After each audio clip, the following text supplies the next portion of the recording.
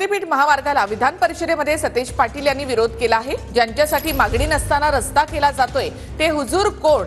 विधान परिषदेमध्ये शक्तीपीठ महामार्गावरून सतेज पाटील यांनी थेट आरोप केले आहेत। पर्यायी मार्ग नसताना शक्तीपीठ महामार्ग का आणला जातोय असा सवाल सतेज पाटलांनी केलाय। तर जनभावनेच्या विरोधात आम्ही कुठलाही निर्णय घेणार नाही असं दादा भुसे यांनी उत्तर दिलेलं आहे। शेतकऱ्यांसोबत चर्चा केल्याशिवाय निर्णय घेणार नाही असं दादा भुसे यांनी म्हटलंय।